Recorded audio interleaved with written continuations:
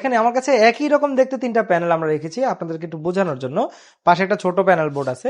তো অ্যাকচুয়ালি আমাদের industrial wiring with panel board করছে, আমরা প্যানেল বোর্ডের একদম প্রপার প্রফেশনাল ওয়ে দেখাচ্ছি কিভাবে প্যানেল বোর্ড ডিজাইন করতে হয়, কি ধরনের তার দিয়ে আপনি প্যানেল বোর্ড ডিজাইন করবেন, কত এইচপি মোটরের জন্য আপনি কিভাবে প্যানেলটাকে ডিজাইন করবেন। কিন্তু তার আগে তো জানা দরকার যে প্যানেল বোর্ডটা কিসের এবং কোথায় কাজে লাগবে।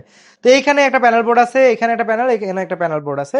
তিনোটা বক্সই একরকম দেখতে হলেও কিন্তু প্রত্যেকটাই আলাদা আলাদা। এটা মূলত হচ্ছে একটা রিভার্স ফরওয়ার্ড প্যানেল বোর্ডের ওয়ারিং করা আছে ভিতরে। এখানে দুইটা কন্ট্রাক্টর রাখা হয়েছে, একটা ফরওয়ার্ডে চালানোর জন্য, একটা রিভার্সে চালানোর জন্য।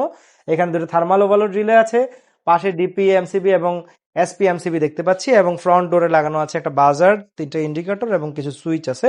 এবং অবশ্যই এখানে 3 ফেজ পাওয়ার মেজারমেন্টের জন্য ভোল্টমিটার আছে, এবং এম্পিয়ার এর জন্য এম্পিয়ার মিটার লাগানো আছে, এবং পাশে অবশ্যই ভোল্টমিটার সিলেক্টর এবং এমিটার সিলেক্টরের ফাংশন দেখতে পাচ্ছি, এবং ভিতরে তিনটা সিটি দেখতে পাচ্ছি, সিটি 1 2 3 সিটি দেওয়া আছে।